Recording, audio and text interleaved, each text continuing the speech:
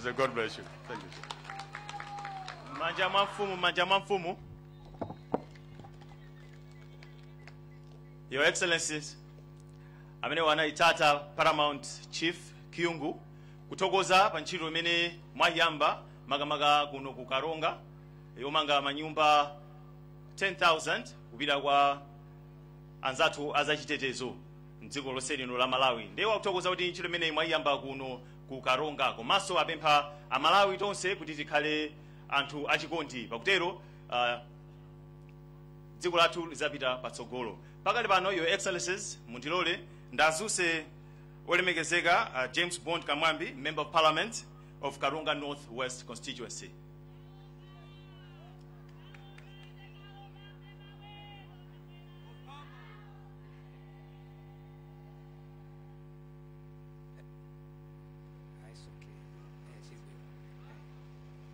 Choyamba State President ndithokoze chauta na malenga amene wakuyendesani bwino kuzafika malo ano kuti mzatione ife ana anu kuno. Chachiwiri ndikupereka ulemu kwa State President Lazarus Chakwera amene chakukomerani lero kuti mzachite launch program iyi pa Karonga pano. Ulemu kwa Mai Chakwera, Monica Chakwera, ulemu kwa nduna ya nduna zatu zilipo zambirimbiri, Minister of Housing, Minister of Homeland Security, Civic Education. Ulemu ngati chose ntchito. Ulemu kwa speaker wathu wa nyumba ya malamulo alipo mpano. A first deputy speaker ndaonaso alipo mpano. State President, ifeyo monga kuno ku Karonga muve mumtima kuti ndife osangalala kwambiri pakulandirani muno mu Karonga muno. Ndunena izi ma MP tose 5 ndi anzanga aliko mwina ngati akabwera mzawo ne tose chuthandauza kuti tose takwizana tili ndi mtima wa chikondi wokulandirani kuno Karonga ndi mmene mwabwerera. State President, chikana kukomerani inu kukapanga ronchi ka ku Blantyre ka kulilongwe kwina kulikonse kumene mungakonde, koma zakukomerani mtima chikondi chimene mwationesa ife nda ku Karonga tikuti zikomo kwambiri. Pa nthawi iyo zikhala mmalekoti ati pa 15 December 2020 kuti a State President yake anali ndani? Chakwera. Anapita kuti ukapanga ronchi ku Karonga. MP wake anali ndani? James Bond Kamwambi. Chito za manja anu zikuchitireni umboni bwana. Bwana nithokoze ichi. Nkhani ya daiki inuyo mafuna mzikaona ndi maso anu osati mzimva za mabuku. Mwakapita nokha mwakakanda kudoti mwakaponda kudoti kuja kuti mkaione daiki ngati yayambako zonadi mwakazione nokha bwana. Anthu akujaku kamwe ni yumba ndi ena amene amavutika ndi mazi aja anabwera kwa ine. Ndikawauza kuti yaye Lazarus Chakwera akhoza president wathu ngobvesa sanamve. Ndeni naitana mafumu analipo foro anabwera fumu amaeri amene aja amene akuvutika. Ninabwera nawo a Minister of Homeland Security nakafika nawo. Nakafika nawo ku Minister of Lands, nakafika nawo ku Minister of Transport, nakafika nawo ku Minister of Local Government. Koma amene aja nandisimikizira kuti nkhani imene yafikira pano a State President tikauza akuiziwa ndiponso achitapo kanthu. Ndi zimene mukupanga pano pa bwana ndifuna ndikuthokozeni kwambiri. Anduna athu nanonso pokapereka uthenga kwa State President ndifuna ndikuthokozeni kwambiri. Daikija ipulumutsa anthu ambiri kwambiri amene amafa ndi mazi anaskula amalepera kupita skulu. Koma sipokhapo State President malingana ndi nthawi imene mvula yayambiramu sidiyali na mazi aja amasefukira pita mbali zonse. Nde kunoko amafalikira mpaka maskulu kugwesa nyumba za ene koma kusidya kuja akati asefukira mpaka anthu amaoroka ndi mabwato palipena pali kantunda ndi anthu kuti apite pansewu amachita kuoroka ndi mabwato. Ndeni pempho chabe kuti mmene alili anzathu aja akumanga daiki aja kuti mwina ndi mwina taseka muja mkulo wa mazi kuti tipulumuse mbali zonse a State President. Komabe tufuna mwina pasogolo pano koseko kuzakhale daiki. A State President nkhani ya subsidy tufuna tikuthokozeni kwambiri mene amanenera a Paramount anthu ambiri na zoonadi alandira agulagula koma vuto limene lilipo inali la network anthu ena nangasiti mathamangisana ndi nthawi, ena kuyenda 45 kilometers monga ochokera ku Wiriro kose kuja kulibe dira supply kuti akapereke fetereza amabwera uzagula kuno. Ndeno anthu aja akuvutika mtunda wautali kuti utalipire ndalama za nkhani.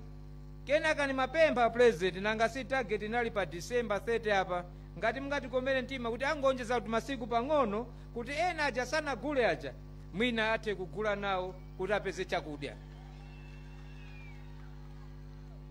Nsana iwala state president funa ndikuthokozeni kwambiri mwakweza posachedwa apa senior chief Karonga kuti akatiye Karonga kukhala senior chief Karonga mwini wake wadera. Ndifuna tikuthokozeni kwambiri chikondi chimene muli nacho. Please chonda president pitirizani. Amayi na bambo ndifuna ndene ichi, nthawi ya kampeni inapita nthawi ija, nthawi ino ndi yachitukuko. Kaya ndi a president azipani alimu ambiri mziko muno, koma president waziko amakhala mmodzi ndi Lazarus Chakwera. Ndifuna ndikupempheni ichi, ife akukaronga kaya Malawi ndikuziwa kundiva, tisiye miseche, tisiye kaduka. Ena yambakale kunena tamanena kuti tizadya katatu pasiku. Chabwino mmene wakhalira Lazarus Chakwera pampando, mvula ndiliti inagwapo kuti lero mwazala chimanga.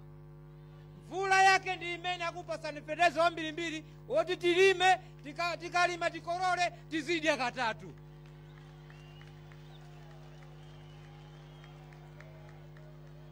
Tisiye kumenyana, tisiye kudana, tisiye kukokana. Iwe wena kupita mbali ina iwe, tiyembekeze mpaka 2025 neti zagawenikana. Pano tikhale munthu mmodzi. Tikamakokana choncho chituko sichipita pasogolo yaye. Nyumba zimene tatimangire kuno ziti.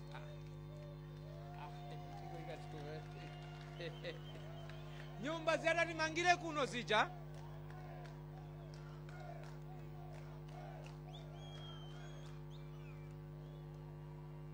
Ndikupemphaso kumene kumangidwa nyumba zija. Kumene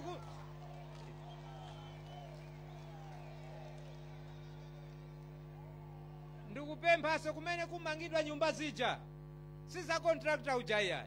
Ena maneba amene muli mfupi mukuona katundu akuchoka, kena kati mangira nyumba zoti zosarongosoka. Please tikhale tonse a messenger kuti katundu wathuja ndi wathu tomwe. Apo samene kakhale kuja ndi athu omwe. Please chonde tiye tigwizane manja.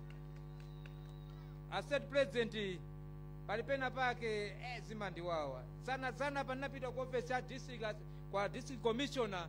Bwana alindika rumu mpando huu wina katebula paka mpando kali hapa. Au khala ngati mwana ali ku boarding ali kusukuru. Please chonde mutigani zira state president. Agawanikana anthu aja wina ali uko chifukwa chichoso wa office bwana mtithandize. Komabe mene tikupemphera tukuziwa kuti ife ananu tinarakwa chifukwa tinakwiya kupyola muyezo mpaka tinaocha maofesi mutikhululukire sitingazapangeso iyayi.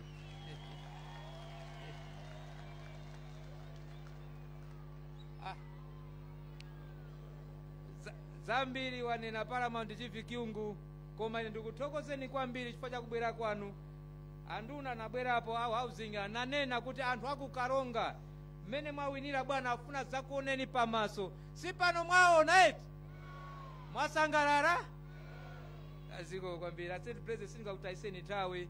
Ine mwana wanu pakavuta zibwera kuzakudandaulirani. Komanso inu president achikondi. Wina aliyese mmamlandira. Aziko mukwambiri ndi mawu amenewe. Mkamabwerera Mulungu akusogoleni muyende bwino ziko mukwambiri.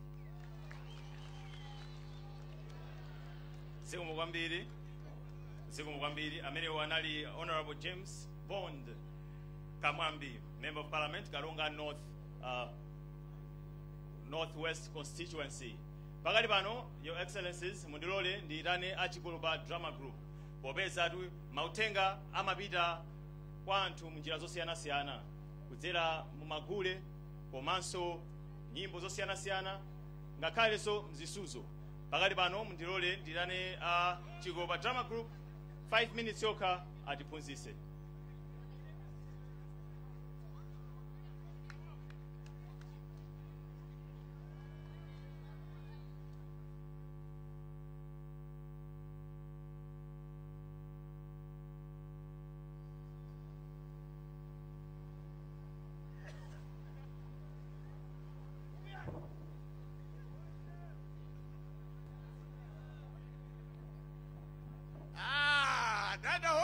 Inebana. Yeah. Dazi la muhanyorero ni dazi likuru karonga. Tiwonge chiuta utiwatusha somakora. Hey. Tiwonge pa program iwa state president wizira kuno kukaronga. Yes. Dr. Lazarus Chakwera. Yes. Kusaka kazikisha kutiai nyumba za basirikare zisengeke. Va polisi. Malawi police services.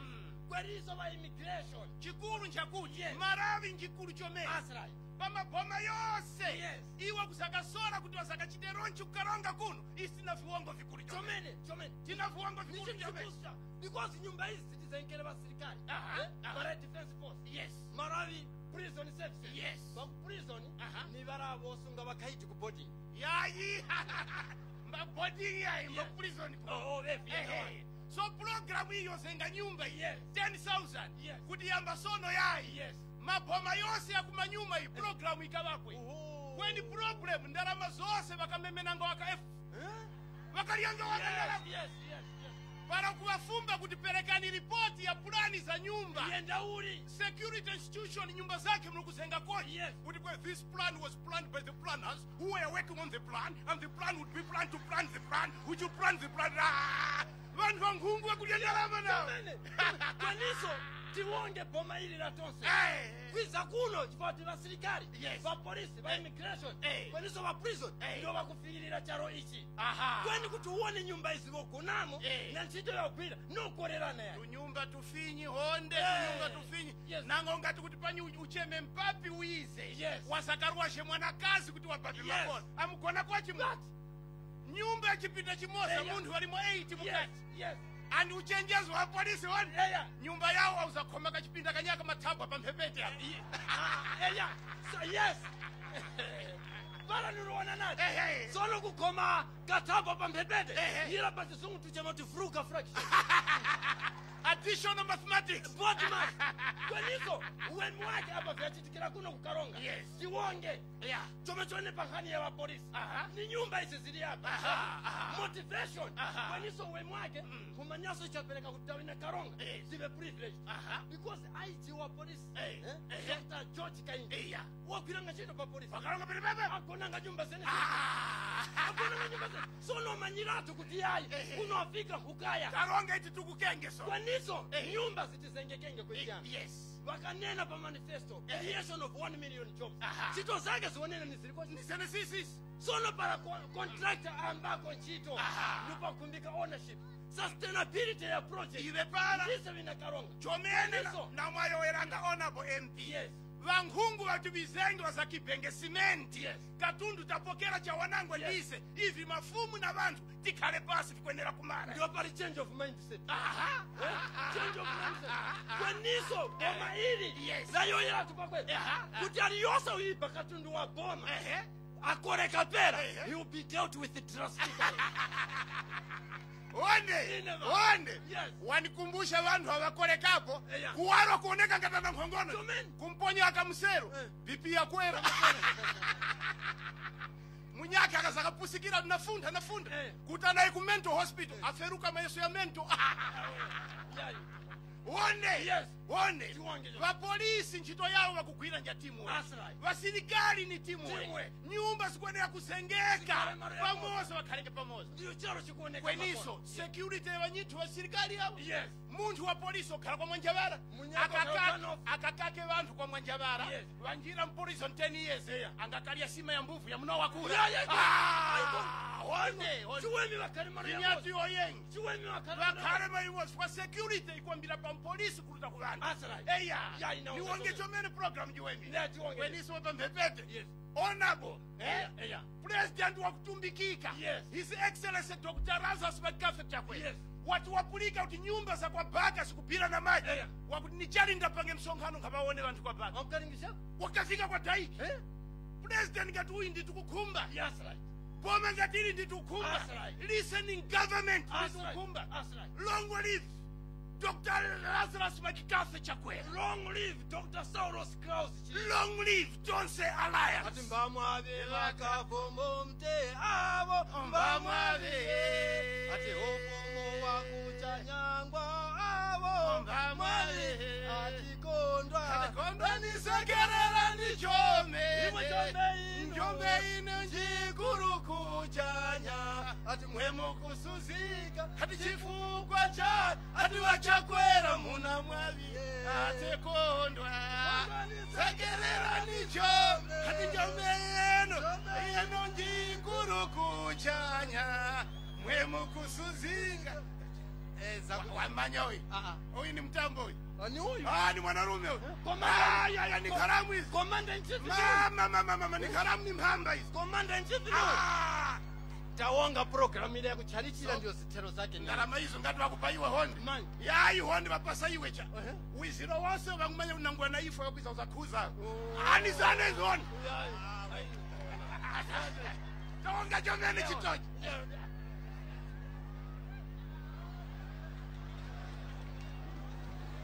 manja mwa chikulu pa drama group. Your Excellencies amene unda anyamata chikulu pa drama group kutiphunzitsa kudzera mu zisudzo. Pakali pano Your Excellencies mundilole ndazuse olemekezeka Akezi Kasambala Nsukwa MP Minister of Lands atilankhule kumapambero pakenso akudzutseni kuti mulankhule kumtundu wa Malawi.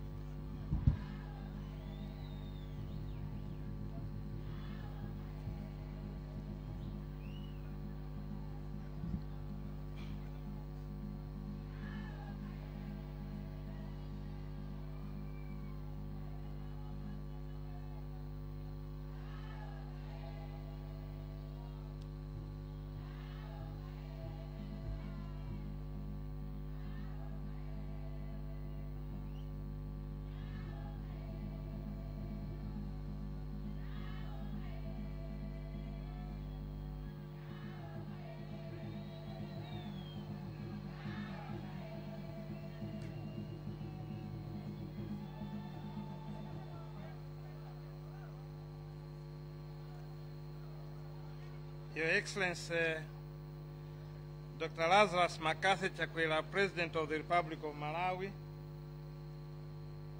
Your Excellency, Madam Monica Chakwera, First Lady of the Republic of Malawi. Right Honorable Catherine Gotani Hara, MP. Imwe ndimwe Speaker wa kumhala ya Malamulo ndiposo a Deputy Secretary General achipani cha Malawi Congress Party.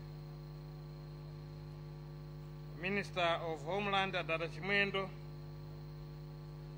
Deputy Minister of Defense Honorable Jean Sendeza,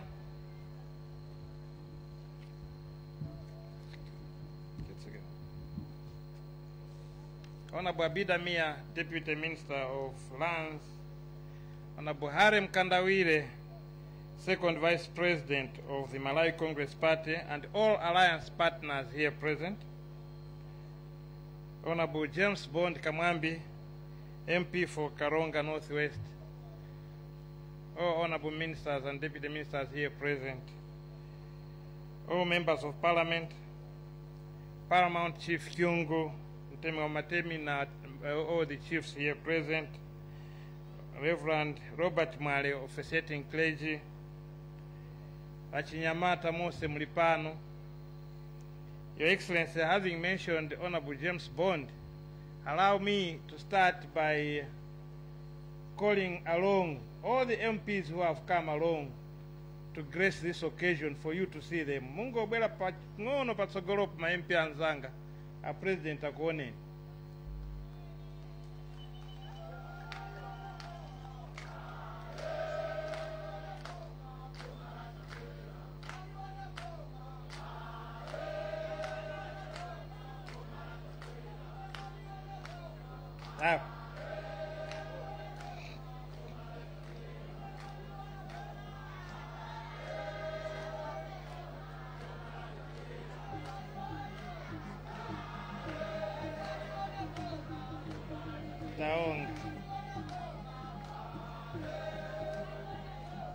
a president awa ndio wanyamata winu amukugwira nawo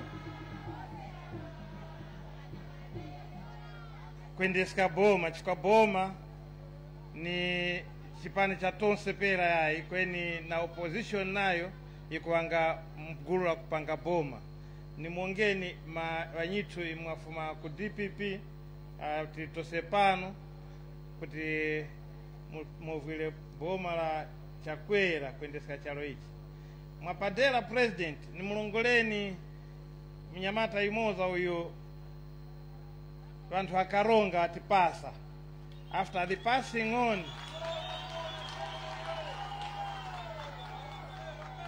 imwapa president a president you lost an MP in Karonga Central, may his soul rest in peace. Mbwe chiuta wakati wa mtolela mnyitu yule kula mbwe wantu bina Karonga adada Kyungu na mafumu wose mbwe wikapo mwana huyu ni Leonard Mwarwanda bwana nkakwamba kumuwa yani mtauzika bwana.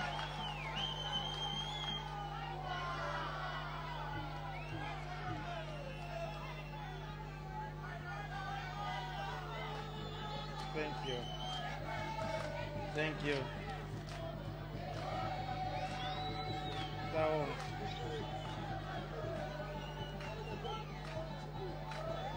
Taonga.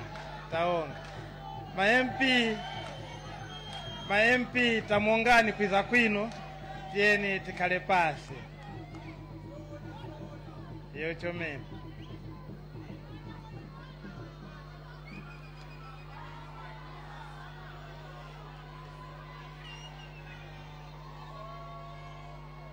Your Excellency, nchito yani mlenje uno nchicho kuchomene. Nchito yake nja kuti nimpempeni imwe kuti muyooye na wantu wino awali hapa. Kweni ndampempeni kuti muyooye na wantu hawa bwana, munizomelezge niyoyepo tuntu tuwili tutatu. Niyoyenge ngani Minister of Lands. Kunyake uko na chitanga introduce uko na ngwibilako bwana kuti ngakandi na regional chairman wako North.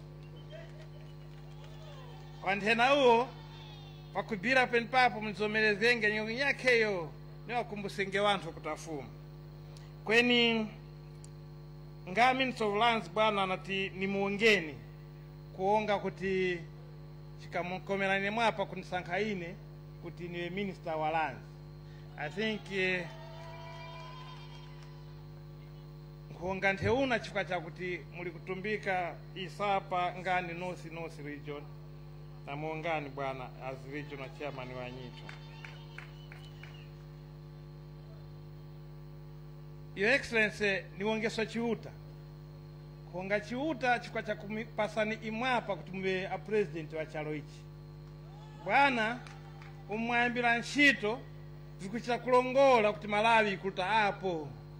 Paka hapo nyengo nyake tose patakati kazi wanga utikati fike mbani. Kweni kwa sonopanu bwana chiuta wa inao. Chikuonga nadi chifukwa cha kuti kuwapo kwa imwe pera cha ngwaista Malawi tose.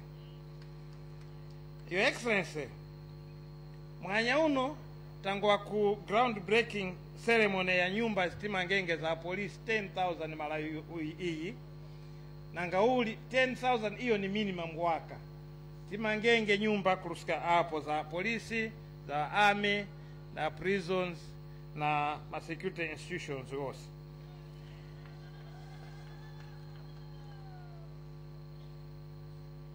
Your Excellency, allow me also to now officially condole you on the passing of your trusted man, late Cornelius Mwarwanda, who passed on early this year. And I've already introduced to you on a very happy note the new member who has joined us. And in Wongeso adada Frank Tumpale Mwenfumbu au wakapikisana nkondo hii kaya pachiweni weni. Kweni adada Mwenfumbu wakati waona kutiai mnyitu wa wina walikumpanga congratulate kutiai congratulations. Also Mwenfumbu hao bwana walisopen pano tatiti waonge mwapadera kuti mmanyi kuti na oso mkugira nao. Your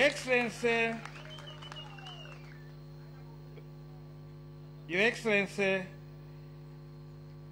chifukwa cha vision yino iwemi muhanya uno vantu wakuno kumpoto mbakondwa vision yake ikuonekera mu zinchito zino muhanya uno ayoyenga dadabondi kamwambi hapa mwakaona daiki huko daiki iyi ni kalecha hapa mkamanya imwe bwana ni sonsona hapa masabata gawili hapa tikayoyenga na imwe bwana pepani huku kulifusuzgo imwe penipapo mkatuma nyamatawino wa ujeni nduna zinu muti muonesese kuti daiki iyi chitike solo istikana na kuti visuzgenge chikati mvula yambakale kweni mkati vichitike mwanya uno bwana taona kale wasilikali wafika tikumuongani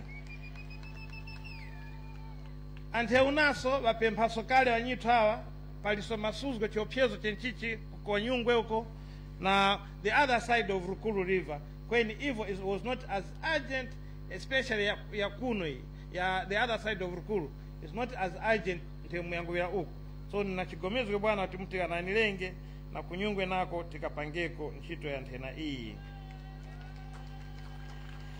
Your Excellency, knowing how busy you are, sir, I am extremely grateful for taking time out of your busy schedule to grace this occasion, and this is the clear demonstration of Your Excellency's personal commitment and that of the government, of your government, on the program of constructing staff houses. Honde wayo ya kale nyumba bwana za polisi pauti ziwe mchomende zaonekanga sehemu kuonera pala kweni kwa sono pano imwe bwana mwenjila waka 6 months program iyo wanyake wakayoya for 10 years imwe amba kale program hii kumongani ba kumongani chomene. This is indeed a very, very special day for the people of Malawi and for the people of Karonga okuti kupangira program hii. Your Excellency, ladies and gentlemen, the construction of the staff houses for security institutions is part of the larger housing program that Your Excellency's government is geared to undertake in order to address the serious shortages of houses that Malawi is facing.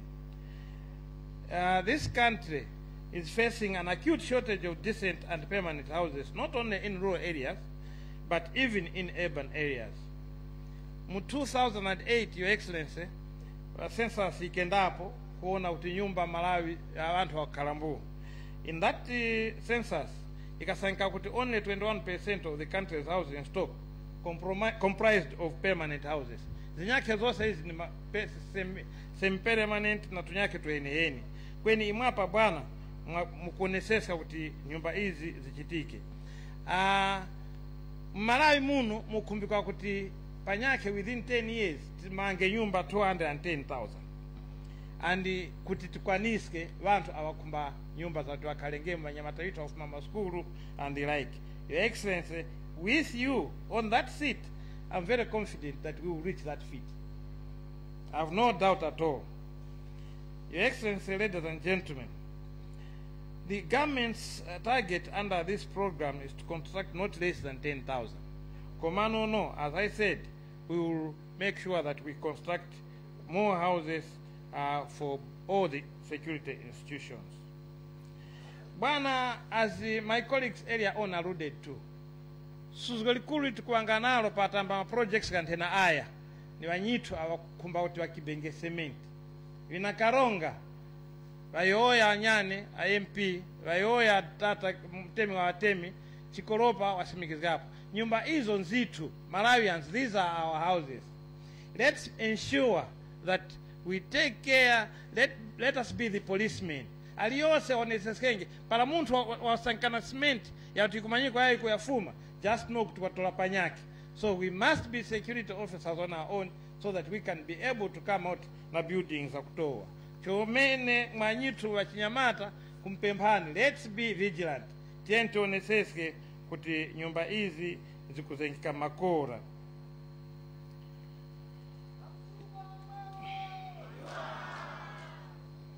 Your Excellency, let me at this juncture thank wanyitu wa ministers atagwira nao kuti tifike pa point hii, Ministries of Finance, Homeland Security, Defense, Transport and Public Works, as well as my own minister staff. Indeed, they have worked so hard kuti mpaka program hii ifike hapa, and I'm encouraging them to continue working hard so that we are able to support the government led by His Excellency Dr. Lazarus Chakwera. Your Excellency, let me at this juncture request Your Excellency to come to speak to the gathering as you officially launch the construction of 10,000 staff houses. Ladies and gentlemen, His Excellency Dr. Lazarus Chakwera, President of the Republic of Malawi. Your Excellency, sir.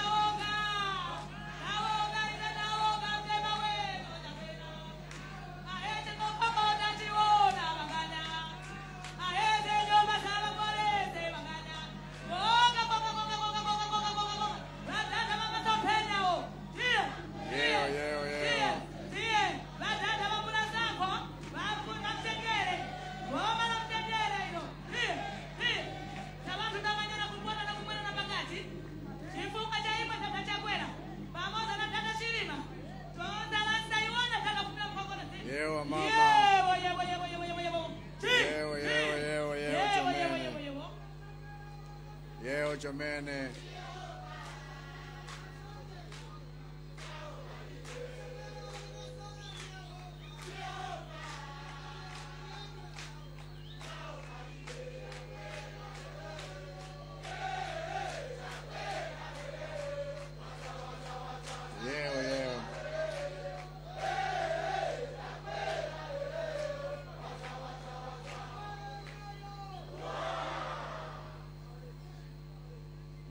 Theo.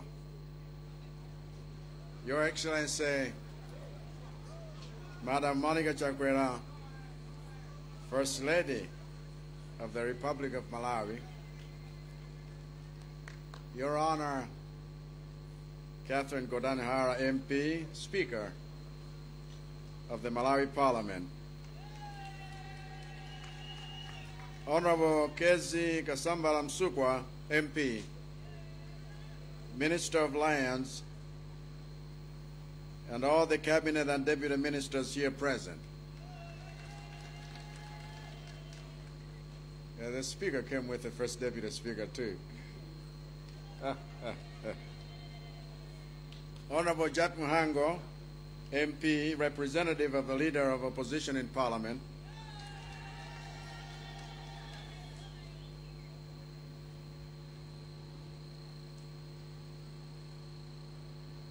Honorable Sabtie Chikoma Abneganjala Mkandawire, Second Vice President of Malawi Congress Party, Honorable Sulojanja Chakufa Jahana,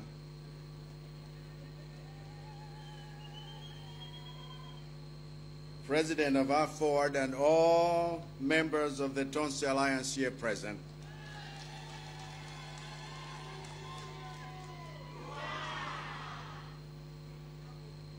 Honorable James Bond Kamwambi, Member of Parliament for Karonga Northwest constituency, and all members of Parliament here present. Mr. Bennett Sunday, Principal Secretary of Lands, and all government officials here present.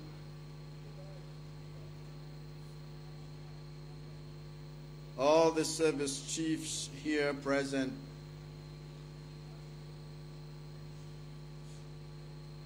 Paramount Chief Kyungu,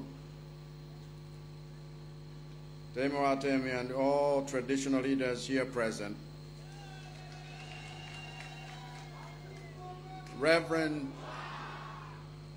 Robert Marley, officiating clergy, and all religious leaders here present, distinguished and invited guests, members of the media, ladies and gentlemen.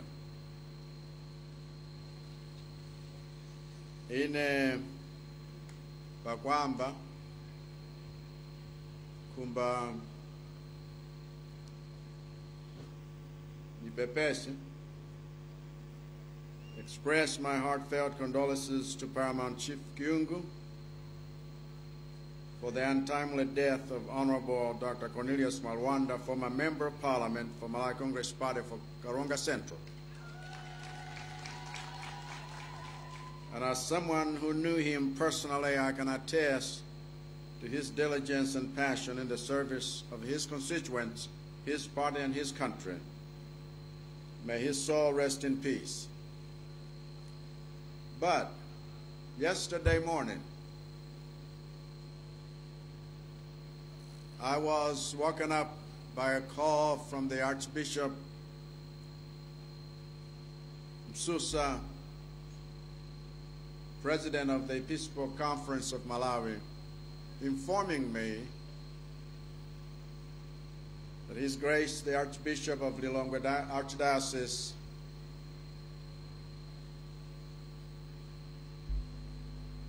had just passed on in Namibia.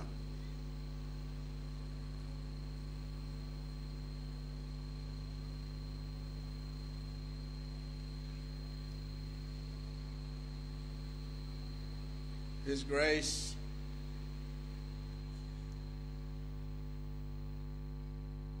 Tarcisius Ziaye was once a leader of the Catholic Church in the country, in Amesea, which is East Africa, and as a national leader, we are greatly shocked by his demise. Kukumba Mose muimenane pamodzi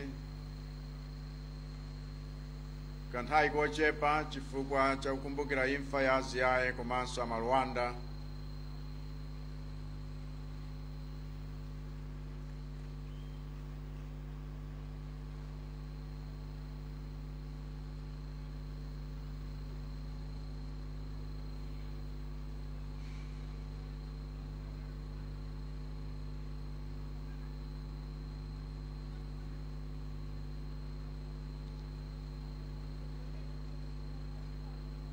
May their souls rest in peace. Thank you.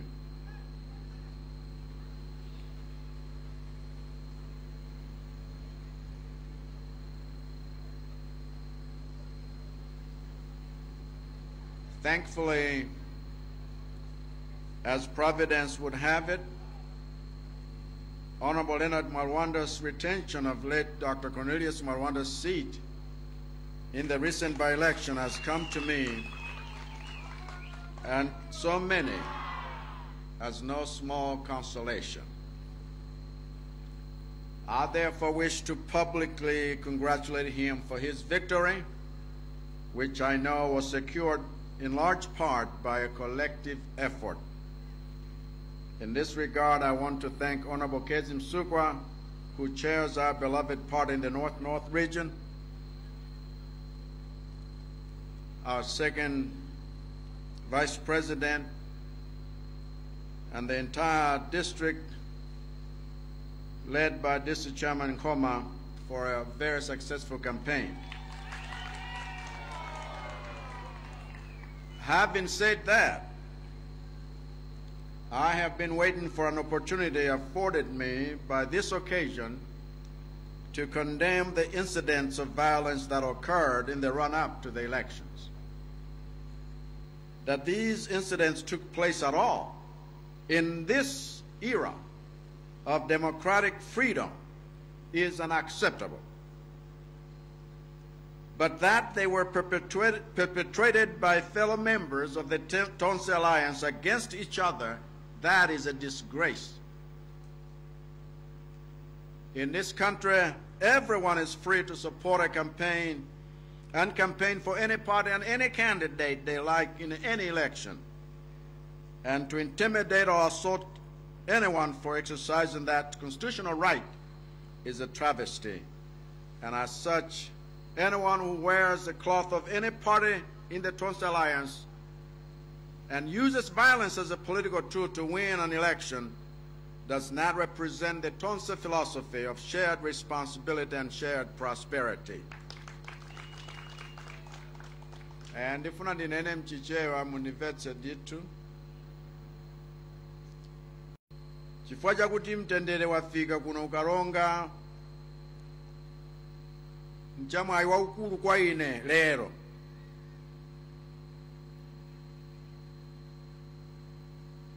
To break ground for the construction of 10,000 staff houses for our security officers who do the hard work to maintain our nation's peace both in and out of election cycles. Ndithokoze kwambiri chifukwa zimene zachitika kuno ukaronga lero nzamtengo wapatali. Ntchito tayiyamba.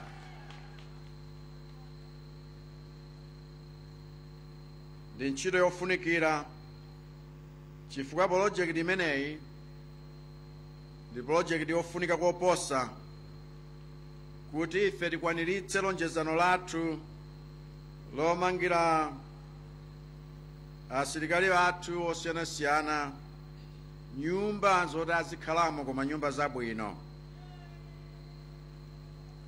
Tikamafunafuna kuti tithetse vuto la nyumba ku Malawi kuno, pologalamu imeneyi ndiye kuti ndi sitepi yopita koyenerera.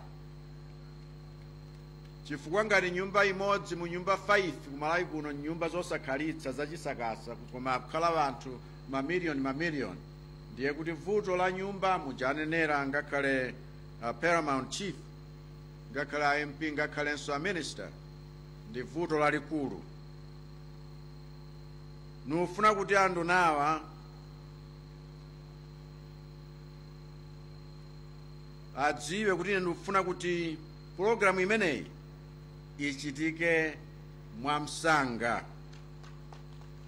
Makontrakta akapatsidwa mwayi womanga nyumba zoterezi, sikuti tikati achite mwamsanga ndiye kuti asamamange mwadongosolo mwa standard yofunikira iyayi. Zonsezo zikhoza kuyendera limodzi. Nyumba zapamwamba zomangidwa zolimba komanso kumanga mu nthawi yake. Nufuna kuti mapolojekiti wonse waboma woti azichitika pa nthawi ngati ino azikhala wochitika pa nthawi yake kolingana ndi ndalama zake komanso kuchitika mwa standard yapamwamba.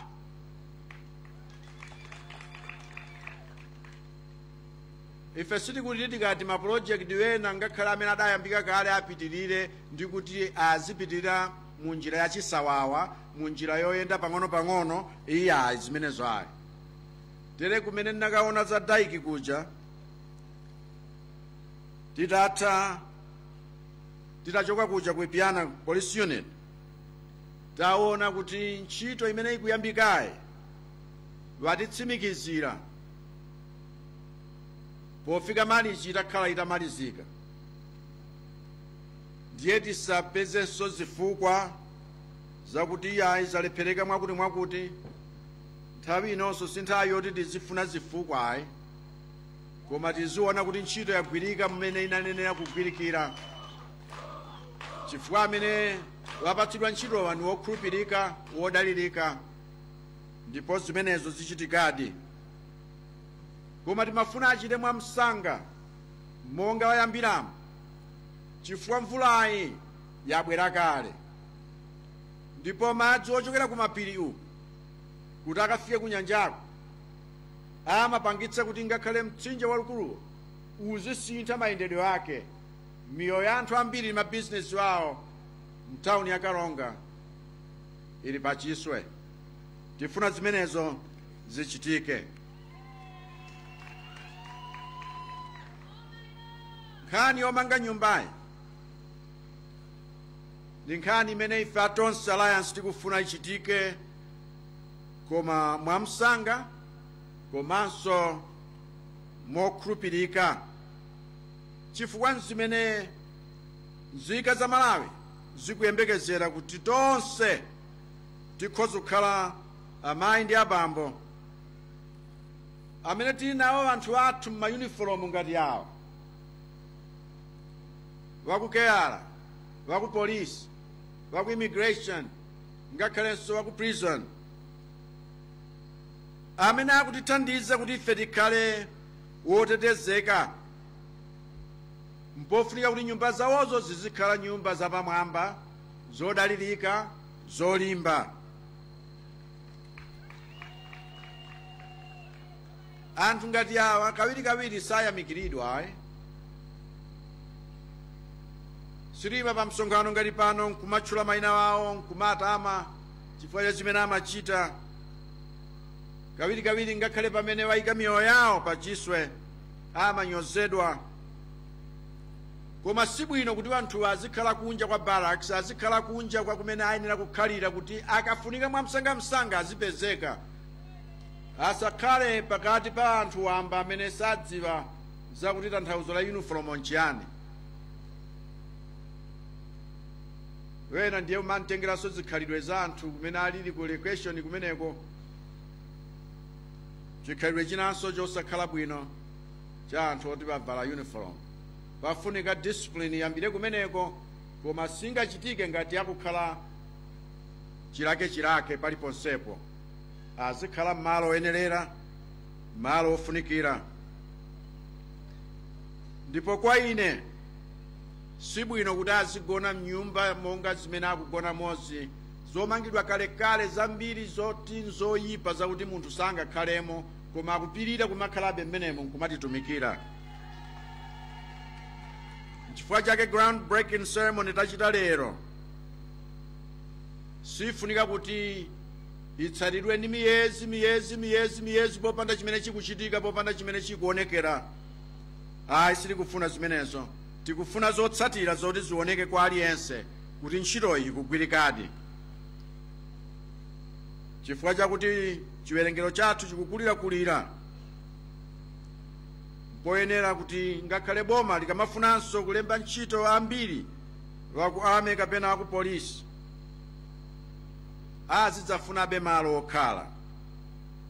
Ndipo zikuoneka kuti ntchito ikadalipo yayikulu yakuti tikwanitse, palibe mpata woti tiononge nthawi ina iliyonseyo kumangokhala osachitapo kanthu. Ndinenenso kuti mapulojekiti ngati awa ndi gawo limodzi lakuti maloto achilima ndi ine wofuna kuti pakhale ntchito 1 million athandizira kuti ntchitozo zipezeke. Ndiye kuti kulikonse kuluchitika mapulojekitiwo ndalama zizilowaso kumeneko, mabizinesi aziyambanso kumeneko, ndipo anthu ambiri akhala makobiri mthumba mwawo. Koma monga ndanenapo kale ndifuna ndibwerezenso pano, ntchito ngati izi sizitanthauza kuti ni boma lokha limene likhoza kuchita.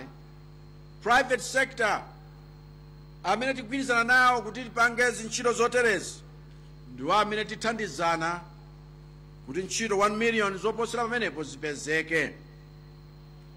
N'chifukwa chake lero ndikupempha Minister of Finance kuti agwirizane bwino, akambirane bwino ndi financial sector kuti tizikonza maprojekti abwino komanso ndondomeko ya ndalama kuti anthu a Malawi azipeza ndalama zokhalira ni nyumba yawo koma osati nyumba yachisakasayo, nyumba yolimba yakuti akhoza kukhala nayo nkukhala yawo.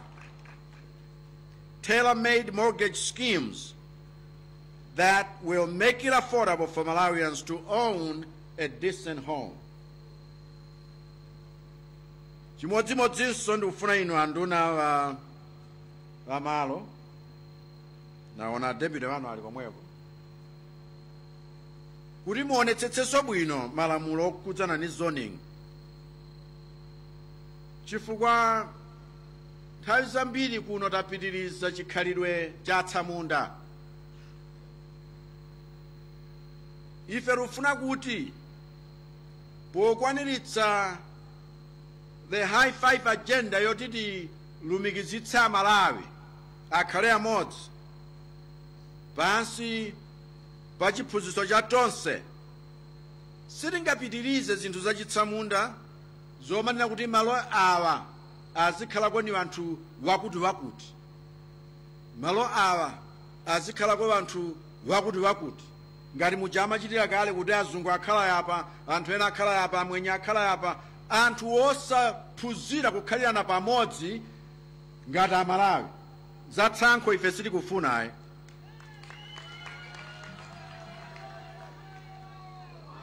Tikhale ndi housing policy imene ichita mwadaladala kulumikizitsa Malawi mdziko lonse lino kuti mitundu yonse iphunzire kukhala pamodzi side by side, nkumalemekezana, nkumatukulana, nkumachitira zinthu limodzi. Koma osati dera limeneli ndera la mwenye, dera ili ndera la zungu, dera ili ndera la... No, kulibe zimenezo. Tifuna Malawi mmodzi.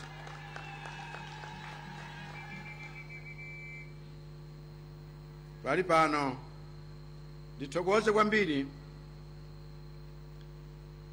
anzathu wachitetezo a Malawi Defense Force makamaka chifukwa chakuonetsa ukadaulo wawo m'magwiridwe wawo a ntchito. Malawi Defense Force akudziwika dziko lonse lapansi ngati gulu la anthu limene lili kuyamikiridwa, ndipo ndilero kuti ali kuwayamikira moonadi. Komanso ndifuna ndiyamikire magulu ena onsewa chifukwa chokugwira ntchito yabwino kuti pazikhala kutsatira malamulo, pazikhala bata, pazikhala mtendere mdziko muno. Angakhale taona pakatipa zochitika zoyipa kwambiri zimene siziyenera kumatchulidwa pakati pathu ku Malawi kuno. Nkhanza za mtundu wapaderadera, monga kugwirira vana atsikana ang'onoang'ono, kugwirira azimayi, angakhalenso kuno kukalonganso nkhani yakuganizirana ufiti nkumapha azigogo azimayi akukalamba chifukwa changoganizira kuti munthu akakhalitsa ndiye kuti ayenera kuti ni mfiti. Zinthu zimene sizingathandize. Chifukwa chake mtemi wa matemi owatemi wanena kuti kuphunzira nkofunika, osati superstition koma education, kuti vanthu tizidziwa kulemekezana, makamaka kulemekeza makolo athu. Akakalamba makolo athu sanasanduke nyama zachabechabe, ndi anthu ofunika kuwapatsa ulemu wawo. tere ine ndili nchikhulupiriro kuti apolisi amene akhazikitsa mtendere na aonetsetsa malamulo akutsatidwa athandizira kuti zoyipa zonsezi tithane nazo. Asapezeke wa polisi omatseka diso ngati izi saona koma amangoona izo. Tifuna aone zonse.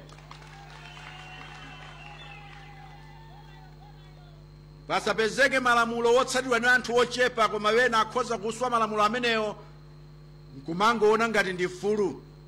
Kulibe mfulu yomaswa malamulo ku Malawi aya, koma mfulu zosunga malamulo, nzika zokonda dziko lawo. Nikambeponso chifukwa wena inu muli nchisimo chakuti popeza purezidenti wathu ndiye purezidenti wa dziko, tikhoza kuchita chilichonse chimene tingafune. Awauza apolisi ati masule. Kulibe zimenezo. Mukaswa lamulo mukalipira mtengo wake. Silifuna chibwana, silifuna zachisawawa, silifuna zakuti aliyense lamulo likhale ngati lake lochita nalo zimene angafune. Tikhale wopa lamulo kuti ifenso titetezedwe bwino. Tikatero ndiye kuti tonse tikhala pa mtendere wabwino. Choyipa china chimene sitingalole kuti chichitike pa nkhani tinabwerera kunoyi tsopano nzakuti tizilola kuti katangale, kuba ndi zina zotere zizipitirira mma project amtundu meneyo. Ndalama zimene zidayikidwa kuti zithandizire ma project ameneyo simwayi tsopano wakuti kaya ndimagwira ntchito mboma ndiye kuti mwayi wangano umenewu wakuti ndikhoza kupezera ma allowance osiyanasiyana komanso okhuthala mpamba wochuluka pa project imeneyi kuti nizingosolola nitenge zimenezo zikhale zanga iyayi zigwire ntchito yake monga zalembedwera. Nchifukwa chake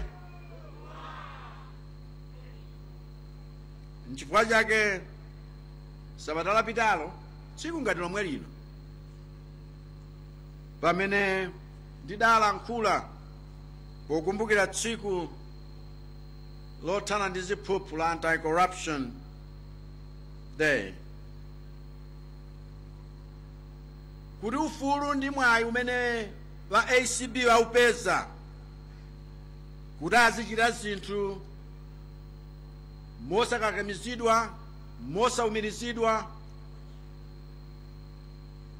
kuti gwirani uyo msiyeni, londolani failo iyo isiyeni. Zimenezo ife sitichita. Tifuna kuti zonse zimene angachite, angakhale pa nkhani ngati izi zomangamanga izi, azithandizira vutolo lisanafike, kuti monse mmene anthu apezera katundu, masiteji oyambirira ama project onga ngati awo, njira zimene anthu amapanga zobera ndalama zitsekeredwe, ndalamazo zisanabedwe. Osati londolani nkhaniyi pakuoneka ngati pachitika zachiphuphu zinthu zitapita kale. Osamatseka chitseko mkhola la ng'ombe zitathawa kale. Pofunika tithandize kukhala proactive kuti zina zimene zimachitika mboma zilephereke kuchitika zisanachitike. Osati tilondole pokhapokha zachitika kale aya. Chifukwa za mtundu umenewu zaphetsa kale anthu ambiri mzipatala kamba kakubedwa kwa mankhwala. Zaphetsa kale anthu ambiri kamba ka nyumba zosamangidwa bwino zoti ziwagwere anthu. Nthawi ya mvula ngati ino pofunika aliyense tisamale. Katangale wina tiro amene amachitika kwambiri munkhani ya zomangamanga, nkhani yomangoona kuti katundu amene anabwera akungosowa simenti, kungokhala ndi miyendo uwona kuti ayenda bwanji osadziwika, m'mapazi ake omwe osaoneka, malata uwona kuti asowa. katundu asasowe pamalo pomangira ntchito imeneyi. N'chifukwa chake mafumu onse anduna aliyense potidandaulira, aliyense akhale maso, aliyense akhale wa polisi, aliyense aonetsetse kuti katundu asamachoke m'mudzi mwanu. Inu musakondwere kuti nagula katundu wochipa chifukwa chakuti wina wakaba pa construction site. Inu amenenso muzithandizira kuba zinthu zakuba kapena kugula zinthu zakuba, inunso ndinu wolakwa. Malamulo amanena chonchi. Wosathandizira kuti wina akuyitanirani pambali ndili mkatundu wakuti wampeza kuti. Tikatero Amalawi tionetsetsa kuti dziko lino likhala bwino koposa chifukwa tithana ndi mchitidwe woterewo. Inu amene muli ndi contract, inu amene muli ndi udindo mcommunity yanu, inu amene muli kugwira ntchito ngati makapitawo pa site ipa, onetsetsani kuti chilichonse chili kutetezedwa. Tikalankhula chotere sitikunena kuti inuyo monga mujamuganizira kuti nyumba iyi nyumba ya fiti mukatenthe mukaphe munthu iyayi. Tikatere sitikunena kuti mukampeza munthu wakuba amene muthane naye iyayi. Ngati a polisi ufikira lero sakufuna kutitsimikizira kuti achita chitetezo kwathu kuno, atiuze kodi achiteni ndani akalephera iwo. A polisi nonse mpofunika mutsimikizira Amalawi kuti nkhani yolekelera zinthu yapita, nkhani yolekelera wolakwa yapita. Chifukwa chosakukhulupirirani Amalawi amachita zinthu zoononga poona kuti polisi sitathandiza. Nthawi yakwana yakuti anthu ayambe kukhulupirira polisi yawo. Mu community monse anthu akhulupirire polisi yawo. Tikhulupirire systems, tikhulupirire ngakhale zinthu za ku court. Pepani mwinaso tisamalankhule ngati mobyola size koma nkamba ndithu.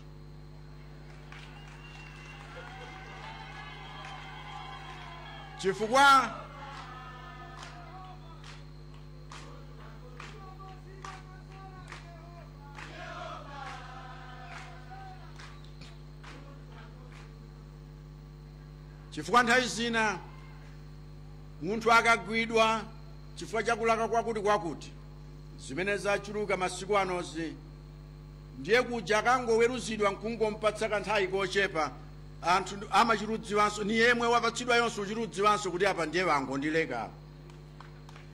Zimenezo sizithandizira kuti anthu azikhulupiriranso makhoti aya, azikhulupiriranso oweruza. Pafunika kuti choyipa chizigwirizana ni chilango chake. Ine simfuna malowerera mnkhani zimenezi, koma lero mwapangapa nalowererapo munikhululukire. Koma kuti Amalawi tonse tikhale anthu omakhulupirira ma institution amene tili nawo, pafunika kuti ma institution iwo achite earn the trust of the Malawian people.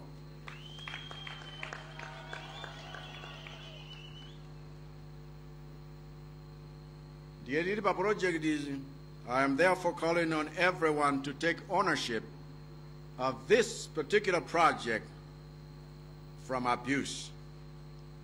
With these remarks, it is my pleasure to declare the program of construction of 10,000 houses for security institutions across this country officially launched.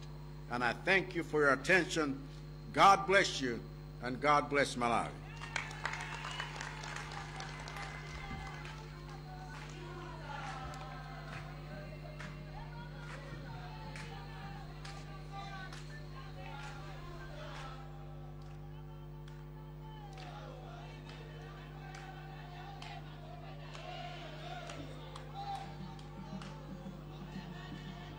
Zigomo. Your Excellencies, pano anthu akonza magule osiyanasiyana malinga kuti ndife Amalawi amene timasunga chikhalidwe, ndipo mbali ina chikhalidwe ndi magule amenewa amene amatikumbusa makolo athu. Ndiye kuchoka Kurumpi kwabwera Mbotosya, komanso pakalonga boma pano pabwera gule wa Ndoro. Ku Ipiana kumene munakatsegulira ntchito imeneyi kwabwera gule wa Malipenga. Ku Chitipa kwabwera gule wa Minowe. Amayi amboma ali pano, komanso mbumba zonse nazonso zili pano. Ndiye mundilole Your Excellencies kwa kanthawi kochepa ndapase magule amenewa mphindi ziwiri zokha 2 minutes kuti alowe m'bwalomo. Ndiye gule woyamba amene alowe ndi akuchokera ku Rumpi amene ndi wa Mbotosya. Ambotosya ino ndi nthawi yanu, tawapasani mphindi ziwiri zokha 2 minutes. Pamene Ambotosya ali m'bwalo, gule wa Ndoro kuchoka ku Kalonga boma mukonzekere.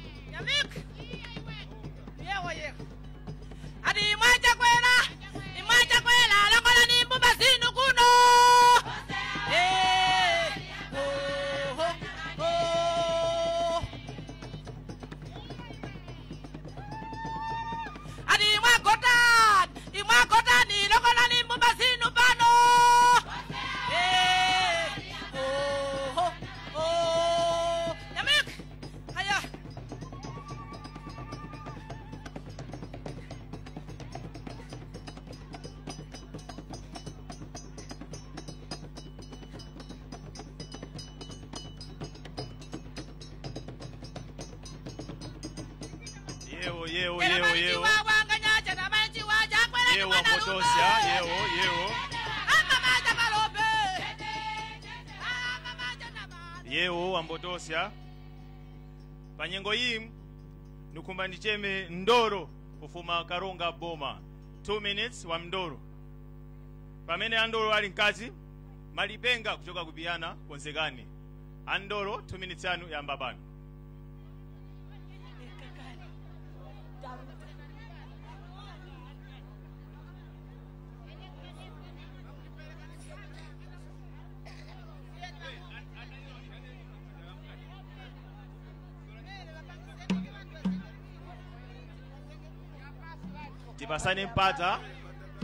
Tipasani mpata Ndoro nthawi yanu.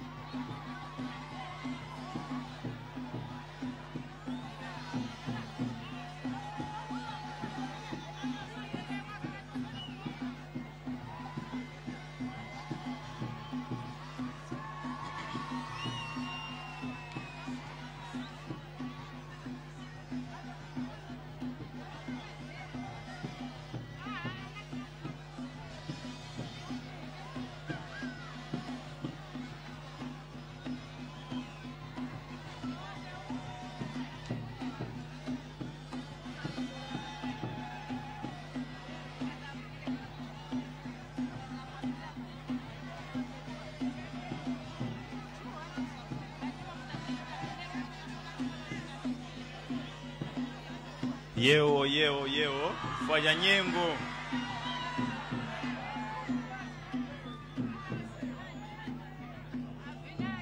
Gule ameneyo.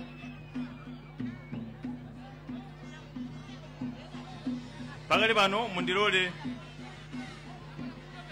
Ndidane mwinoye kuchoka kuchitipa. Chifukwa cha nthawi ndikuziwa zikusangalasa. Tukumbukira amene asilikali kali ankafalira makabudula choncho. Machifukwa cha nyengo asilikali amene wagule agube atuluke palowe mwinoye kuchoka kuchitipa.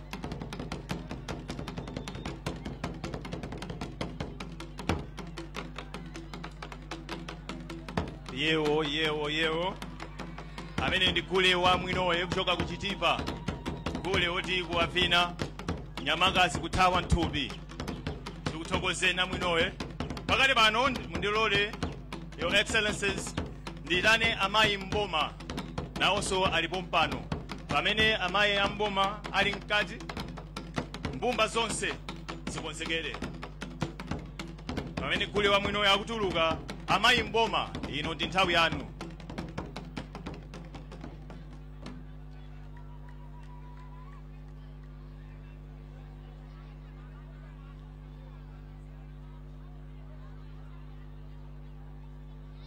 pamene amayi amboma akulowa mbumba zonse zikonzekere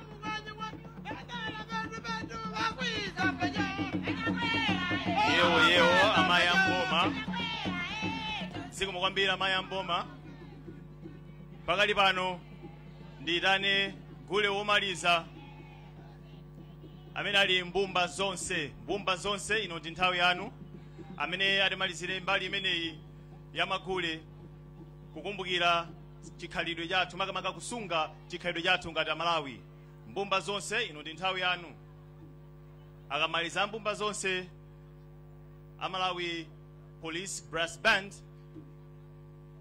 atitsogolera mu nyimbo ija ya fuko lathu.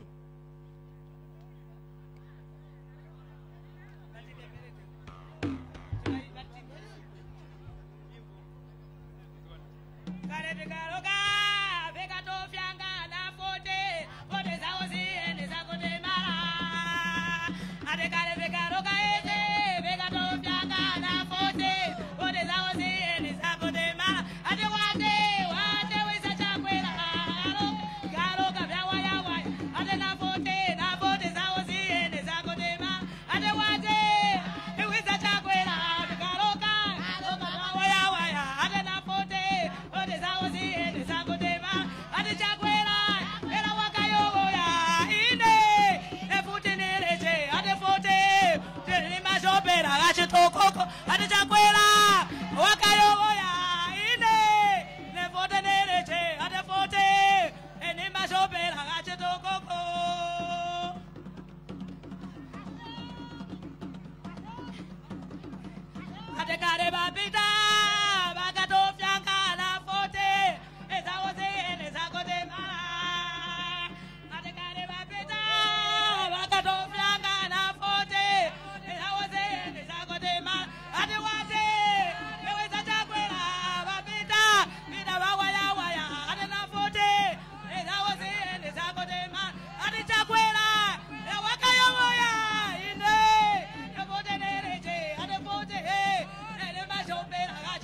ziko mwambiri mbumba zonse.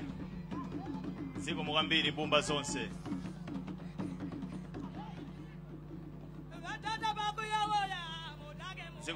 Ziko mwambiri. Tatogoza mbumba zonse. Your Excellencies, pameda figaba, tafigaba mabedu wa mwambo watu, umene inu Your Excellency, Dr. Lazarus Chakwera, munabwera kuno kukaronga, kuzatse kulira nchito, yomanga nyumba 10,000, za anzatu achitetezo. Nyumba zimenezi, zikupita kwa Malawi Defense Force, Malawi Police Services, Immigration, komaso anzatu aja a prisons. Ndipo tinakukomerani inu Your Excellency kuti ntchito imeneyi muzayiyambe kuno kukaronga. Ndi pano ndikupempheni Your Excellency kuti mutisogolere podzuka kuti timbe nyimbo ya fuko lathu.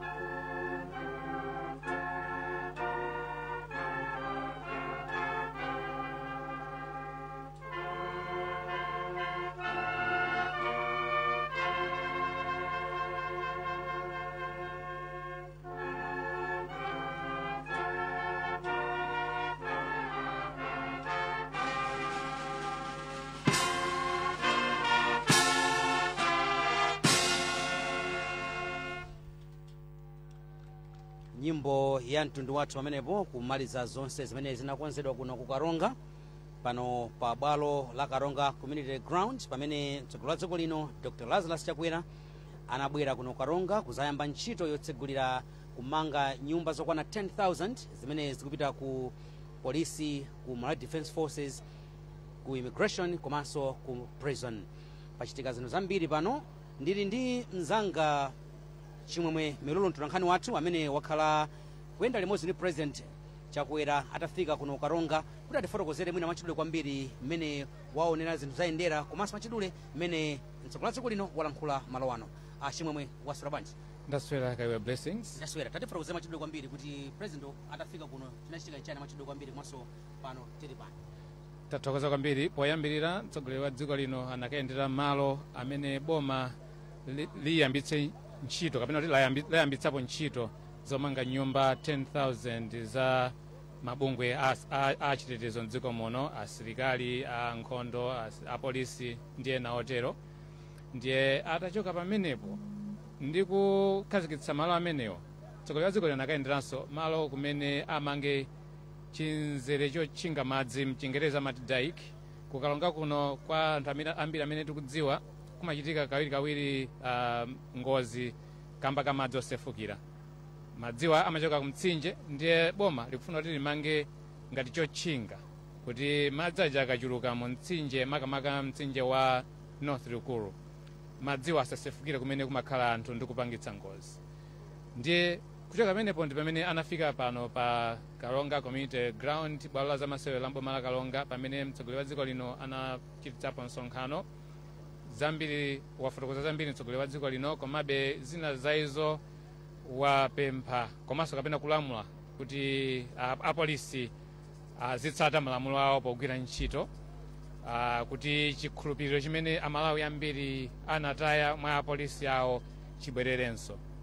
Pambali pa izi mtsogoleri wa dziko lino anadzudzulanso mchitidwe wa ziwawa umene unachitika makamaka dera la pakati mboma la Kalonga pa zisankho zachibwereza zimene zinachitika pa 10 November. Ndi nthawi ya kampeni kumene kunali ziwawa zambiri. Mtsogoleri wa dziko lino anadzudzulanso zimenezo, komanso mtsogoleri wa dziko linoyu anapempha makampani osiyanasiyana amene amapatsidwa ntchito, makontrakta mchingerezi, kuti adzigwira ntchito yawo yolongosoka. Akapatsidwa ntchito kayomanga mlato, kayomanga nsewu, kayomanga nyumba ngati mene zililimu, ntchitoyo izikhala yolongosoka kuti ipindulire anthu a dziko lino kwa nthawi yayitali. Ndiye namva amene amalankhula mtsogoleri wa dziko lino wanena kuti mbuyo muzakhaza kumachitika kuti ma projects nkumayamba kumathera panjira mwachitsanzo kumene kumena kumanga dike imeneyi project ilayamba bwinobwino ndikuthera panjira wazeneratu kuti sachitike ulendo uno zimenezi. Unaona kuti mtsogoleri wa dziko lino analankhula mwamphamvu motani mene amalankhula mawu amenewo. Zonad blessings mtsogoleri wa dziko lino analankhuladi mwamphamvu chifukwa dziko lino pambali pa dike kapena ntchito imene inayima yomanga chotchinga chimenechi dike chimenechi palinso ntchito zina zingapo mdziko muno zimene zinayima. Ntchito zina mwina ndalama zinalipo koma zimaoneka kuti sizikupitirira zimenezi zili zabwezera chitukuko cha dziko lino mbuyo. Mtsogoleri wa dziko lino anayankhula mwamphamvu kuti boma lake silola kuti makampani azichita zotero chifukwa zimenezi zimabwezera chitukuko mbuyo. Ndiye malo amene tili ano pa Karonga Community Center Ground panafika anthu ochuluka kwambiri komanso azipani zosiyanasiyana. Mkulankhula kwa mtsogoleri wa dziko lino amene ndakumvera amene wafotokozera apa wanena kuti ananena kuti anthu azikhala mwamtendere pamodzi ndikumagwira ntchito limodzi kuti dziko lino lipite patsogolo. Pano taona zipani zosiyanasiyana anthu atavala makaka osiyanasiyana matangopanga tangotipasa chithunzithunzi mmene waonera makaka amene ali pano. Zonad blessings panopo panali anthu azipani zosiyanasiyana mwina mwachidule tingaene kuti zonse chifukwa chakuti anthu monga ngati otsatira chipani cha Ford, Malawi Congress Party, UTM, Freedom Party taona pano. Komanso china chosangalatsa nchakuti woyimira mtsogoleri wa chipani chotsutsa boma analinso pamwambo omwe uno. Zimene zikutanthauza kuti mpofunika kuti ntchito za chitukuko kapena chitukuko cha dziko lino aliyense azitengapo mbali pasamakhale kukokerana zikatero ndoti dziko lathu litukuka. Mbuyo mu ndikukhulupira kuti mwina sizinakatheka amene zapangira pano kuti kumva kuti munthu amene akuyimirira mtsogoleri wotsutsa boma akubwera pa msonkhano pano dzina lake litchulidwa popanda wina aliyense owoza kapena kuti mwina kudzudzula kapena kuseka kuti akuzataninso pano koma aliyense kukhala chete kuombera m'manja. Zimenezi zipereke chithunzi chotani maka pofuna kumanga dziko la Malawi zimene Watonse Alliance komanso dziko la Malawi boma lathu padakali pano likufuna kuti Malawi timmange ndi mawu amene mtsogoleri wa dziko lino walankhula kuti nawo opposition ajapi muhango anali malo omwe ano.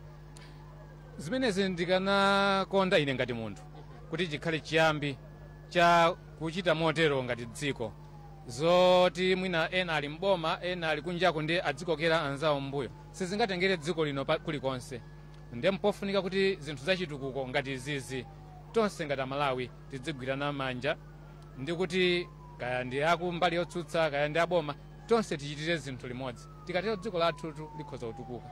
Mwina pamene tipita kumapeto kwenikweni kwa kuulutsa kwathu mwina unapita nawo kuja ku dike mwachidule ndiyofunika manji dike manager 30 seconds. Dike manager ndiyofunika panopo ndi nyengo ya mvula kuno kukalonga madzi osefukira akhoza kuyamba nthawi ina iliyonse panafunika ndithu kuti chimenechi chacho achimange msanga. Tathokoza kwambiri msanga chimwemwe. Zikomo kwambiri blessings. Amene ndithu ndi chimwemwe Milulu amene ndi mtolankhani wathu kuno amene wayenda limodzi ndi mtsogoleri wa dziko lino Dr. Lazarus Chakwera atafika mmawa uja kufikira tsopano pamene mtsogoleri wa dziko lino wamaliza msonkhano umene anachititsa kuno potsegula nyumba zokwana 10,000 zimene akhale akuzimanga za nthambi zosiyanasiyana zokhuza zachitetezo mdziko muno.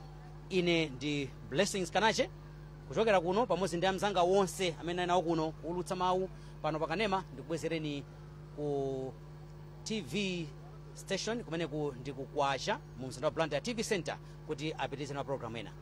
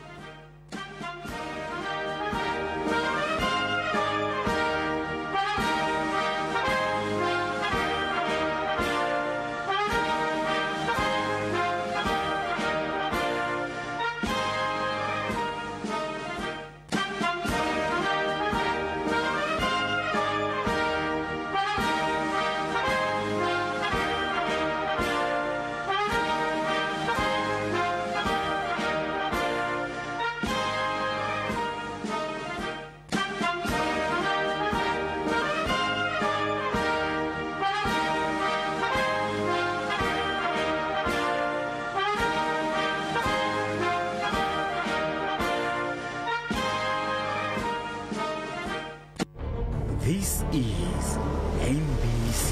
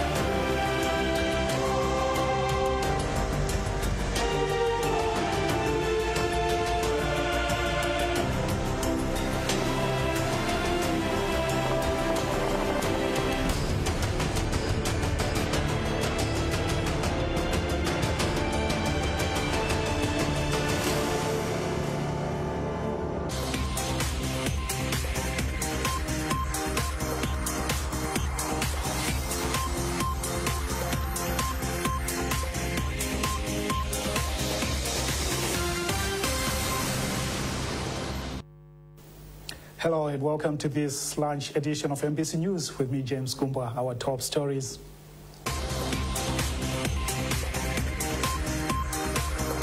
Voting in by-elections underway in 2 constituencies in Mangochi and Palombe North. President Chakwera launches a project to build 10,000 houses for security institutions. And also in the news, female inmates asked to take proactive steps in reporting possible cases of abuse.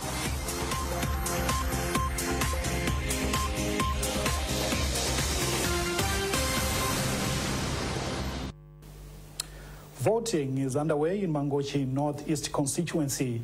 A visit by MBC to a number of polling centers has revealed that people are coming out in large numbers to cast their ballots. Our reporter Chisomo Brek is on the ground and has filed this report. Voting has started in Mangochi Northeast constituency where 3 candidates are vying for a parliamentary seat. A visit by MBC in some of the polling centers, such as St. Augustine 2 Primary School and Imbaluku Market, registered voters were seen in long queues, ready to cast their votes before 6 o'clock this morning to choose a parliamentarian of their choice. At most of the polling centers that MBC visited, voting started on time with all the voting materials in place. According to presiding officer for St. Augustine 2 polling center, Leyford Nkombe, turnout at the center has been impressive this far. Nkombe said the center has 2,900 registered voters and are expected to cast their ballots in this by-election. The candidates contesting are Duncan Mana Kasim of UTM, Ed Carlos of the United Democratic Front UDF, and independent Martin Chikati Nyengo.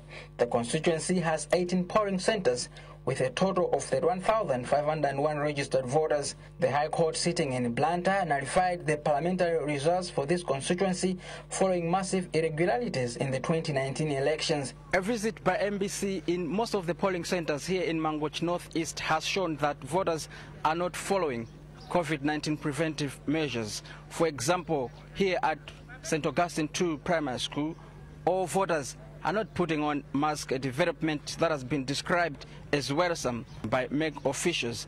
As you can see from my background, nobody is wearing a mask as one of the preventive measures for COVID-19 pandemic. Chisomo Brek, MBC, Mangochi Northeast constituency. And in Mangochi West, voting has started in earnest. Our reporter there, Hassan Piri, spoke to Commissioner Olivia Liwewe, who says by 6 o'clock, people had started voting in most centers of the constituency. There are 5 candidates competing in the constituency. In Palombe North, about 29,670 voters are expected to cast their vote in this by-election to choose a parliamentarian for the area. 5 candidates are facing each other off in this poll. Charles Chindongo is in Palombe North and has more in this report. Another key election delivered in the wake of COVID-19. It is interesting to note that all COVID-19 preventive measures are followed to protect voters from the pandemic. According to the spot checks MBC has done so far, there's mixed responses. In some polling centers, voters have flocked in large numbers, while in other centers, voting officers are just warming benches. One of the voters, Regina Ngamia, said they are ready to usher a new leader for continued development. We're expecting a new leader to spearhead development activities. On her part, presiding officer of one of the polling centers, Harriet Magina, said the progress is going on well. So far so good. We haven't encountered any problems. We opened our station by 6 o'clock. Between 6 to 7 or 7:30, we had a lot of voters, and the problems that we've encountered so far, it's those that are registered, like is it 2020, of which they're not eligible to vote. We're only allowing the people that are having the T19 certificates. The seat in Palombe North fell vacant after the High Court nullified the 2019 parliamentary polls in June this year, citing irregularities. There are over 15 polling centers in Palombe North. In Palombe, the candidates are Justin Mogo of UDM, Esther Gazembo of MCB, and Diplomis Salima, Wilfred Bibita, and Mavuto Gogos. For MBC in Palombe, this is Charles Chindongo. President Dr. Lazarus Chakwera has officially commissioned the construction of 10,000 houses for security institutions at Impiana in Karonga. The project will be implemented in phases, with 4,000 houses said to be constructed for the Malawi Police Service and Malawi Defense Force, whilst the Immigration Department and Prison Services have been allocated 1,000 houses each, benefiting all security institutions across the country. Meanwhile, the President has also toured a site at Baka where government will construct a dike to protect the community from floods. The Tonse-led administration has reaffirmed its commitment to delivering on its electoral promises, including matters of job creation. Presidential Press Secretary Brian Banda has made the remarks in Lilongwe during this week's edition of the Weekly Brief. Details in this report. The Weekly Brief this Monday was the 14th edition since its inception. It started with a word of condolence from President Dr. Chakwera through his executive assistant, Shoni Kampondeni, following the death of Archbishop Tarcísio Ziaye of the Catholic Church. I have learned with shock of the passing of Archbishop Ziaye of the Archdiocese of Lilongwe. His faith in Christ, belief in humanity, and his courage in pursuing justice for all have long been an inspiration to me and so many. My deepest condolences to his bereaved family and all the faithful who will miss him. May his soul rest in peace. Later during the event, Presidential Press Secretary Brian Banda responded to a number of questions, such bordered on matters of national security, governance and development in general. On recent concerns by some MCP youths, Banda said relevant party authorities are better placed to respond. Banda added Dr. Chakwera's administration is working on steps aimed at encouraging job creation to reduce the plight of the country's youth. I may not be competent enough to speak on behalf of the party, but I speak for President Chakwera. And President Chakwera, when all those complaints agafika ba desk power, he's going to deal with those issues when they get to the president's desk. He went on to highlight some of the electoral promises which the current administration has fulfilled. He said among them is the implementation of the Affordable Inputs Program, AIP, extension of the tax-free band from 45,000 kwacha to 100,000 kwacha, appointment of parastatal boards based on merit, and ensuring that governance institutions such as ACB are working without interference. On AIP, Banda added that so far, at least half of the beneficiaries have bought their inputs. He went on to say underperforming contractors in the implementation of the Affordable Inputs Program will be dropped. He also disclosed that, true to his word, President Dr. Chakwera will shortly assess ministers' performance and that underperformance will be dropped as area indicated by the Malawi leader. The Weekly Brief on Monday, December 14th in Lilongwe was the last for the year 2020. The next edition of the Weekly Brief will retain next month, the 11th of January, after the festive holiday. From next year, the Weekly Brief will be held once after every 2 weeks. Miriam Galiza, MBC News, Lilongwe. You're watching the lunch edition of MBC News. A reminder of our top stories.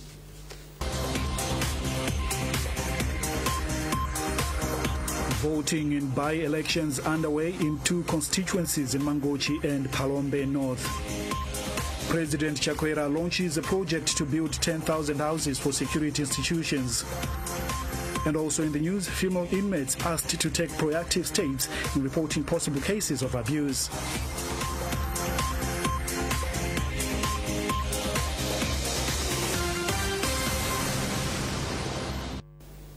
Welcome back. The amalgamation of processing gratuities and pension funds under one roof is good news to pensioners. This follows construction of a 2 billion kwacha office complex to facilitate the same. Charles Wahara reports. The imposing 3-story building sits within Area 3 in Lilongwe. It will serve as one-stop center on the processing of gratuity and pension funds. The development is a departure from the past, where pensioners had to move from one office to the other at Capitol Hill for the processing of their funds. The process usually took those concerned to the offices of the Accountant General, the Auditor General, and the Department of Human Resource Management. For many, the process was tiresome exercise, which was also finally draining through expenditure on time, meals, travel, and accommodation. But the story is now poised to change following the construction of the one-stop center. The facility will house officers who will be tasked to speedily handle pensioners and matters of deceased estates under one roof. Minister of Finance Felix Mlusu has officially opened the one-stop center, beginning with a tour to appreciate its establishments. Within the facility are rooms that will act as laboratories for an IFMIS academy for the training of both top and junior civil servants on IFMIS. Speaking when he opened the facility, Mlusu urged personnel assigned to the different areas of duty in the building to work hard for improved service delivery. So now that we have a one-stop center, we believe that our delivery service to them is going to be effective and indeed much more efficient. So I've emphasized on them and impressed upon them that now it gives us the opportunity for us really to serve our people well. The 3-story building is now ready for use after 9 years since the start of construction works in 2011. Government has funded for its construction to the tune of 2.1 billion kwacha. Charles Wahara, MBC News, Lilongwe. World Vision Malawi has urged female inmates in the country's prisons to take proactive steps in reporting possible cases of abuse. Owen Mavula has the details. World Vision, a Christian but also a child-focused organization, has made a donation of assaulted items to Kasungu prison. The donation has been presented to female inmates. The gesture, according to the organization, comes after understanding challenges female inmates face in prisons and such a lack of basic necessities. The donation aside, World Vision also shared a message of hope and encouragement to the women. During her interaction with the inmates, Liz Lombe, Advocacy Communications and Child Protection Manager for World Vision, encouraged the inmates not to remain silent whenever they face violence, but report to authorities.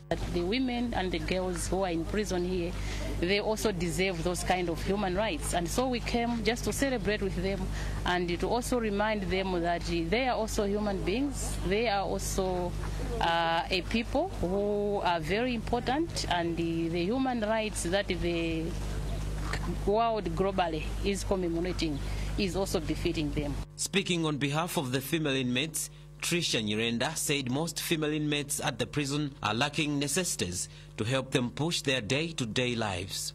The donation from World Vision will help us a great deal, because here we do not have easy access to basic necessities such as sanitary pads, hand sanitizers, as well as soap. So the donation will help us female inmates in our day-to-day lives. Some of the items donated include soap, drinks, sanitary pads, shampoo, as well as hand sanitizers. Owen Mavula, MBC, Lilongwe.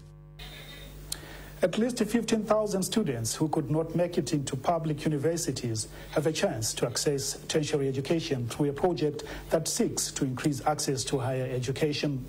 The project, known as Strengthening Higher Education Access in Malawi Activity Shema, is being run in collaboration with key public universities in the country via Open Distance Learning, ODL. McDonald Chiwayula has compiled this report. These students would have been left out from accessing tertiary education, more so at public universities due to limitations of classroom space and other factors. A 4-year project known as Strengthening Higher Education Access in Malawi activity, SHEMA, sort of partnering with the Polytechnic to enable deserving needy students, especially in rural areas, to acquire marketable technical skills. Selina Nkweteza, Grants and Scholarships Director at SHEMA, says our organization expects to see these students become self-reliant. We expect to have increased skills.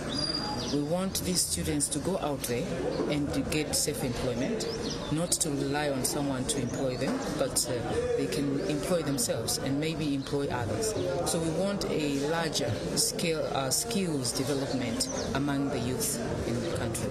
Emmanuel Nyirenda, Head of Engineering at the Polytechnic, says in line with Malawi Energy Regulatory Authority MERA's guidelines, the university rolled out the Open Distance Learning ODL electrical installation course to increase number of certified installers.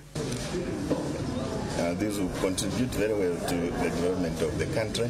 As you know, when we have skilled personnel doing electrical installations, we'll prevent accidents or fires, blaming each other on who did what went wrong. But if we have qualified electrical installers, trained installers, who avert such problems or disasters. To enable many students to enroll for the course, the Polytechnic also introduced online learning. Esther Pili, a lecturer in electrical installation, says the mode of learning has proved effective, especially with the prevalence of COVID-19 pandemic. So as you can see, we are taking even those people that are left out in universities.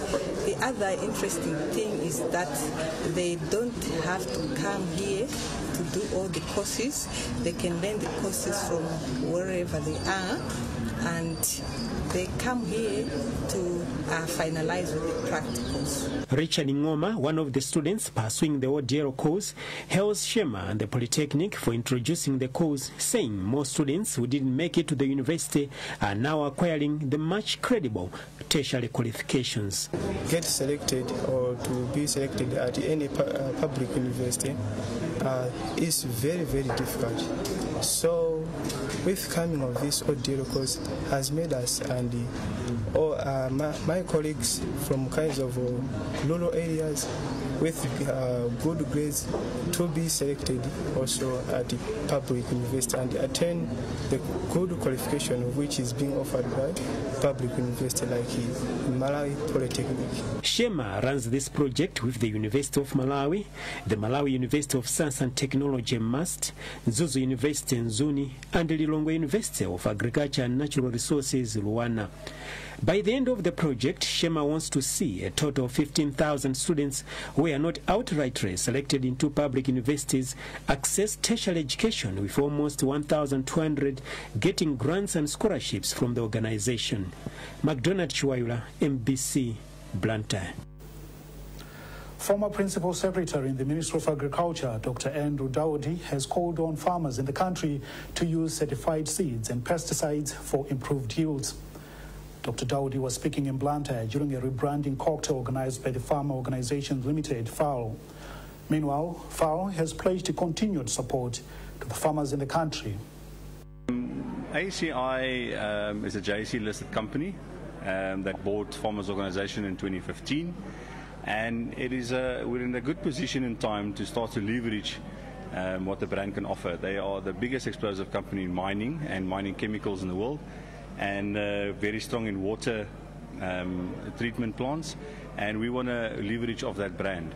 We believe we're in a one global company, and we are proud to be part of ACI. What we need in Malawi is to make sure that we use all the agricultural products, including pesticides. And you know, recently, most of these pesticides have been very expensive, and many farmers it's difficult to afford. So as an expert, with this rebranding, was most of the pesticides, I think the prices will be reduced by 30%. That will assist the farmers very much. Secondly, you've seen the new containers for the small bottles. They've got the measurements very close to the benefit of the farmers. In that way, I think polluting the hands or the body will be minimized by use of these new pesticides. Well, that item wraps up this edition of MBC News. A recap of our headlines before we leave.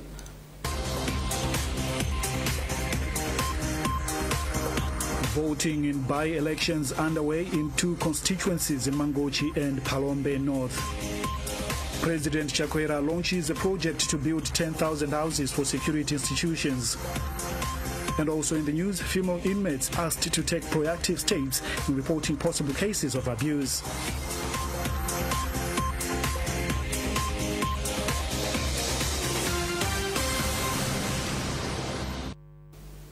For more news, visit mbc.mw. I'm James Gumba saying thank you so much for watching. Bye for now.